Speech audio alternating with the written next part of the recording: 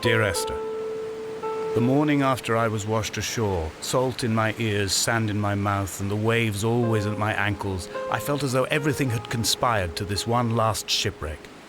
I remembered nothing but water, stones in my belly and my shoes, threatening to drag me under to where only the most listless of creatures swim.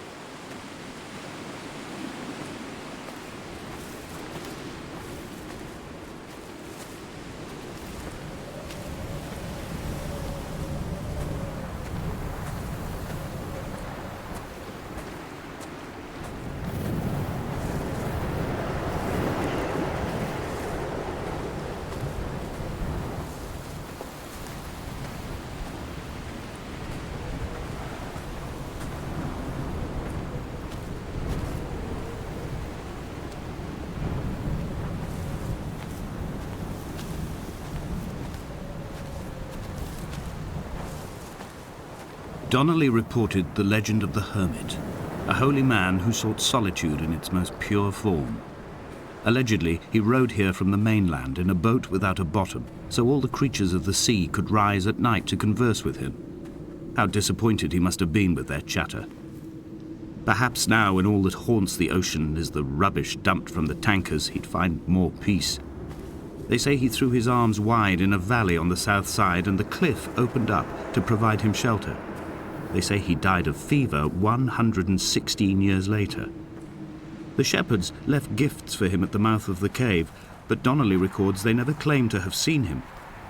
I have visited the cave and I have left my gifts, but like them, I appear to be an unworthy subject of his solitude.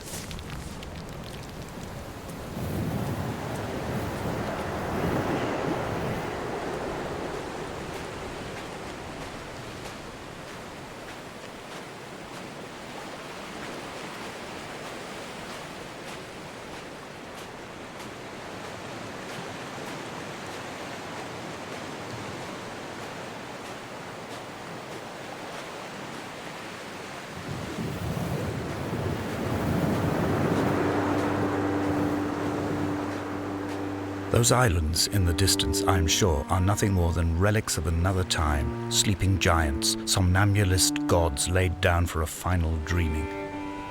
I wash the sand from my lips and grip my wrist ever more tightly. My shaking arms will not support my fading diaries.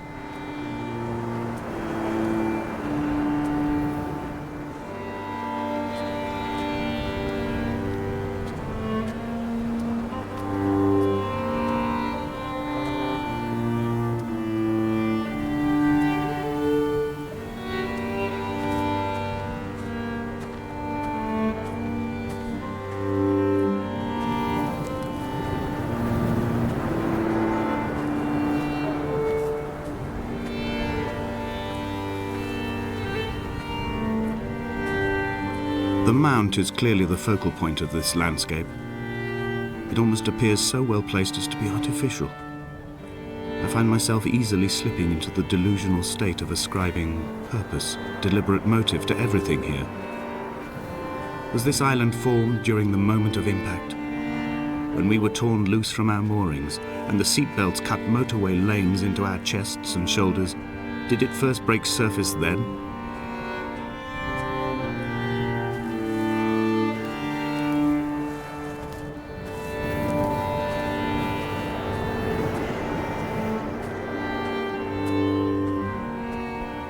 When someone had died or was dying, or was so ill they gave up what little hope they could sacrifice, they cut parallel lines into the cliff, exposing the white chalk beneath. You could see them from the mainland or the fishing boats, and know to send aid or impose a cordon of protection, and wait a generation until whatever pestilence stalked the cliff paths died along with its hosts. My lines are just for this: to keep any would-be rescuers at bay. The infection is not simply of the flesh.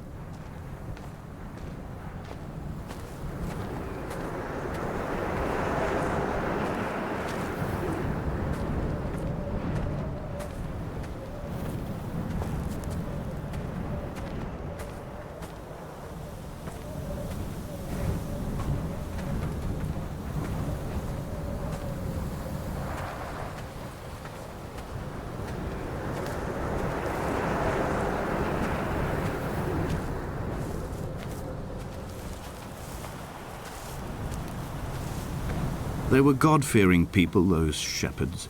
There was no love in the relationship. Donnelly tells me that they had one Bible that was passed around in strict rotation.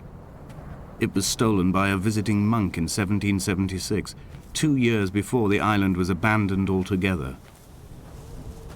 In the interim, I wonder, did they assign chapter and verse to the stones and grasses, marking the geography with a superimposed significance, that they could actually walk the Bible and inhabit its contradictions?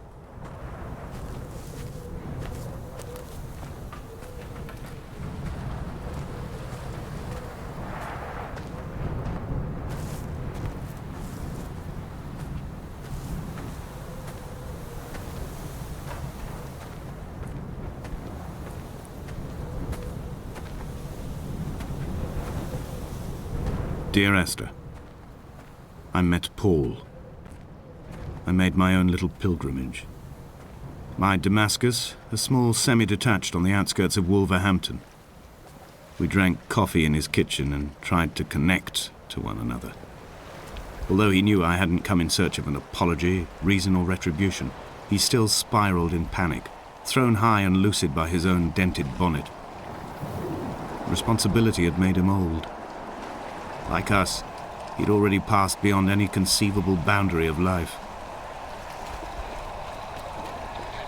I would leave you presents outside your retreat in this interim space between cliff and beach.